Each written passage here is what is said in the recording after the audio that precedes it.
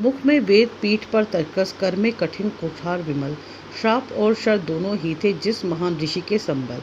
यह कुटीर है उस महामुनि परशुराम बलशाली का, भृंगु के परम पुनीत वंशधर व्रती वीर परम प्राणी का।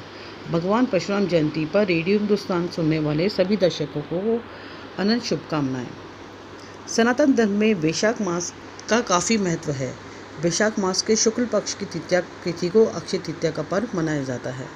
अक्षय तृतीया का पर्व बेहद शुभ और सौभाग्यशाली माना जाता है। इस दिन स्नान, दान, जप, तप, श्राद्ध और अनुष्ठान का बहुत महत्व है। अक्षय तृतीया के दिन को अत्यंत शुभ मनाने को लेकर कई पौराणिक कथाएं भी हैं।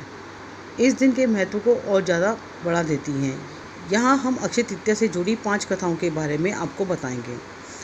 सबसे पहली है भगवान परशुराम जन्म दिवस की कथा। भगवान विष्णु के छठे अवतार भगवान परशुराम का जन्म अक्षय तृतीया को ही हुआ था। इस दिन को परशुराम जयंती के रूप में भी मनाते हैं। परशुराम महर्षि जमदाग्नि और माता रेणुका देवी के पुत्र थे। उन्होंने अपने पराक्रम के बल से 21 बार पृथ्वी को क्षत्रिय विहीन कर पृथ्वी को ब्राह्मणों को दान कर दिया था। यही वजह है कि अक्षय तृतीया के शुभ दिन को भगवान विष्णु की उपासना के साथ साथ परशुराम जी की भी पूजा की जाती है। महर्षि परशुराम के लिए लिखा गया एक श्लोक रचा गया है। चतुरो वेदा षष्ठत् शस्त्र धनु इदम ब्रह्मा इदम शास्त्रम शास्त्रतापि शरादपि। अर्थात परशुराम जी के समक्ष चारों वेदों का ज्ञान, पीठ पर बाणों से भरा तर्कश विद्यमान था। ब्रह्मा और शास्त्र गुण संपन्न यह ऋषि शास्त्र से या शस्त्र से हर हालत में विजय पाने में समर्थ थे। इन्होंने स्वयं भगवान शंकर से शस्त्र की शिक्षा ली थी और शंकर ने उन्हें अपना एक धनुष उनकी वीरता से प्रसन्न होकर दिया था, जिस पर बाण चढ़ाने वाले सिर्फ विष्णु या उनके अवतार ही हो सकते थे। इन्हीं गुणों के कारण इन्हें ब्रह्म क्षत्रिय भी कहते हैं। देवी अन्नपूर्णा जयंती। मान्यता है कि भंडार और रसोई की देवी माता अन्नपूर्णा का जन्म भी अक्षय तृतीया के दिन हुआ था। अक्षय तृतीया को माँ अन्नपूर्णा की भी पूजा की जाती है। माँ अन्नपूर्णा के प्रसन्न हो जाने पर कभी भी अन्न के भंडार खाली नहीं रहते, यानी प्रसन्नता और खुशहाली का सदावास रहता है। सुदामा कृष्ण से मुलाकात। भगवान कृष्ण और उनके परम मित्र सुदामा की कहानी तो जग विदित है।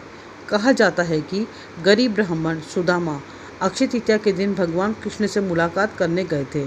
भगवान को सुदामा उपहार में सूखे चावल भेंट दिए थे, जिसके बदले भगवान कृष्ण ने उन्हें 2 लोकों का स्वामी बना दिया था। मान्यता है कि आज के दिन भगवान विष्णु को चावल चढ़ाने से लक्ष्मी जी प्रसन्न होती हैं। द्रौपदी का अक्षय पाठ। पौराणिक कथाओं में जिक्र मिलता है कि पांडवों की पत्नी द्रौपदी को भगवान विष्णु की उपासना करने पर आज के दिन ही अक्षय पात्र की प्राप्ति हुई थी। इस अक्षय पात्र का भोजन कभी मिटता या घटता नहीं है। गंगा का पृथ्वी पर अवतरण। अक्षय तृतीया से 5वीं कथा है महाराज भगीरथ से प्रसन्न होकर माँ गंगा का पृथ्वी पर अवतरण की। कहा जाता है कि हजारों साल की तपस्या के बाद अक्षय तृतीया के दिन माँ गंगा पृथ्वी पर आई थी। महाराज भगीरथ भगवान राम और उनके पिता दशरथ के पूर्वज थे। अक्षय तृतीया का दिन विवाह, वाहन खरीदने, सोना खरीदने के लिए बहुत ही शुभ माना जाता है। कहा जाता है कि भगवान विष्णु का विवाह इसी दिन हुआ था, यानी अक्षय तृतीया के दिन विवाह करने वाले दंपत्ति माता लक्ष्मी और भगवान विष्णु की जोड़ी की तरह पूरे जीवन सुखी और प्रसन्न रहते हैं। अक्षय तृतीया को स्वयं सिद्ध मुहूर्त कहा जाता है। मान्यता है कि इस दिन किए जाने वाले दान का फल अक्षय होता है, यानी कई जन्मों तक इसका लाभ मिलता है। अक्षय तृतीया पर दान करने वाले व्यक्ति को वैकुंठ धाम में जगह मिलती है, इसलिए इसे दान का महापर्व माना गया है। इस दिन गंगा स्नान करने से जौ का दान अवश्य करना चाहिए।